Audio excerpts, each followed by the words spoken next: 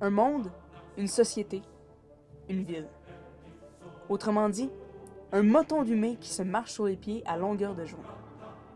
Depuis la nuit des temps, l'homme domine et détruit la nature, la façonne et la transforme selon ses désirs. En effet, il cherche le pouvoir partout où il peut l'acquérir. Après l'extermination de millions d'hectares de forêts et des centaines d'espèces animales, l'homme s'attaque maintenant à un nouvel ennemi, les bactéries.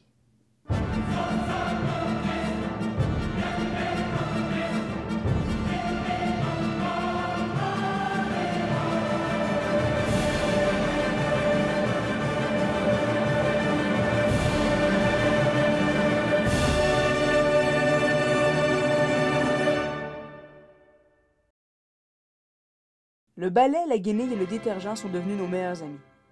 De nos jours, nous nettoyons notre environnement quotidiennement afin d'y éradiquer toute forme de vie bactérienne possible.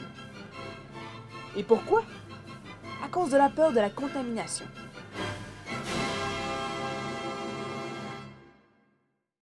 Ça fait 3 mois que la garderie est ouverte. Il y a des cas de scarlatine, des cas de à peu près tout. Il y a eu beaucoup de rhume, beaucoup d'enfants qui font de la fièvre. Beaucoup. À toutes les semaines, il y en a au moins un qui est malade. Quand on travaille dans un milieu où il y a beaucoup de microbes, on se trouve à développer des anticorps et on se renforcit au point de vue immunité. Donc, on n'est pas malade. Quand on parle de stérilisation, je parle de stérilisation du matériel.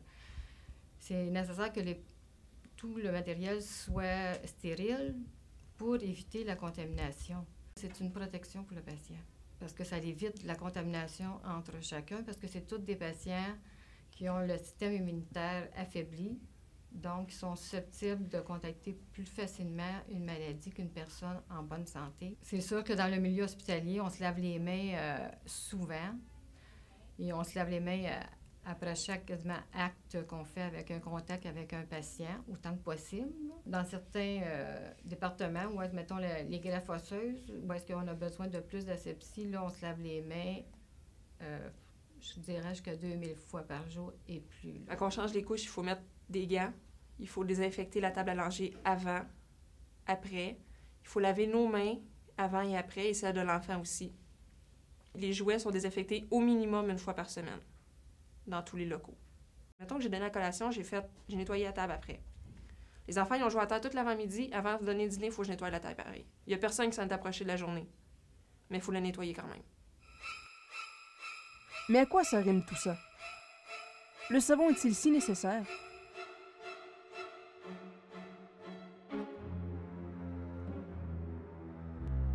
L'hygiène, c'est la base de tout. Ça, c'est officiel. Mais c'est sûr, peut-être qu'on en fait parfois trop. C'est pas normal de prendre 3 bains par jour ou, tu sais, même un bain à tous les jours, à quelque part. C'est sûr qu'on va le faire parce que c'est... Comment dire ça? C'est l'éducation, puis c'est la façon qu'on vit aujourd'hui. Mais c'est pas vrai que si tu peux te laver juste comme ça, puis t'es correct, là. Je veux dire, on n'est pas obligé de prendre un gros bain à tous les jours. Mais on le fait, mais ça, c'est vraiment pour notre bien-être, puis parce qu'on est habitué comme ça. Tout ton gras naturel, tout ce qui te protège, tu l'as plus, tu passes ton temps à enlever tout ce qui peut protéger ta peau. Alors, c'est sûr que tu vas peut-être avoir plus d'irritation cutanée, plus de sécheresse. Tu es obligé de prendre des crèmes pour t'hydrater tout le temps puis faire attention. Ce qui m'a amenée à aller en garderie, c'était que je voulais travailler avec les enfants. Je voulais essayer Je me disais que j'avais peut-être quelque chose à leur apporter. Je voulais les aider dans leur cheminement, dans leur développement. Mais en arrivant dans nos stages, dans le milieu, on se rend compte vite qu'il y a beaucoup de nettoyage à faire, de ménage. Je pense pas qu'il y ait grand monde qui aime ça, passer leur journée à nettoyer au lieu de faire ce qu'ils devraient vraiment faire, de faire leur vrai travail. Toujours nettoyer au lieu d'essayer d'aider les enfants, de prendre du temps avec eux. C'est un petit peu plus plate. C'est bien beau tout ça. Mais l'hygiène n'est pas la seule responsable de cette phobie des bactéries. En effet, la prise d'antibiotiques a décuplé depuis les dernières années. Et ce, pour le meilleur et pour le pire.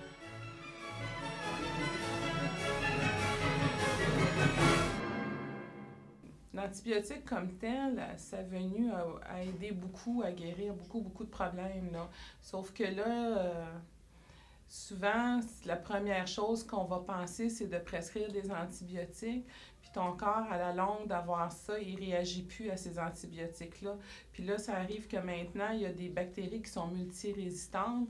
Donc, ils n'arrivent pas à trouver l'antibiotique qu'il faut pour contrôler ça. Puis c'est assez difficile. Il y a des gens, des fois, parfois, qui ont des plaies qu'on n'arrive pas à soigner, puis que ça prend longtemps, puis parce qu'on n'arrive pas à avoir un antibiotique qui puisse agir puis fonctionner parce que ça ne fonctionne plus. On retrouve peut-être pas aussi tout ce qu'il faut, je ne sais pas, là, au niveau de l'alimentation, puis tout ça, notre système immunitaire, il s'affaiblit vite.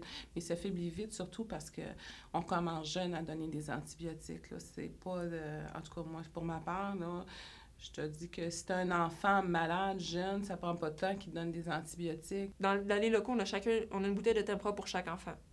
S'il se met à faire de la fièvre, il va avoir du Tempra automatiquement.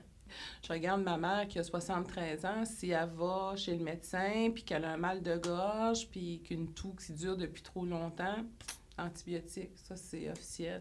Pourtant, c'est pas toujours bon d'en donner. On va lui donner des antibiotiques, mais elle n'aura même pas passé un test de bactériologie, voir si elle en a besoin des antibiotiques. On lui donne d'emblée automatique. L'immunité des enfants est affaiblie déjà à la naissance par la chaîne alimentaire. On consomme des aliments, on consomme comme la viande. Si les animaux ont été traités, ils ont été traités souvent avec des antibiotiques. La mère consomme, là, ça passe au fœtus. L'enfant naît avec une certaine résistance, finalement, aux antibiotiques. L'enfant est déjà malade en commençant. Ça, c'est un problème qui peut s'amplifier puis qui amène d'autres problèmes aussi. Autrement dit, on ne laisse plus la chance à notre corps de se défendre lui-même. Il ne suffit maintenant qu'un petit rhume se pointe le bout du nez pour qu'on sorte l'arsenal de médicaments. Cependant, trop peu d'entre nous connaissent l'impact réel de ces abus sur notre système.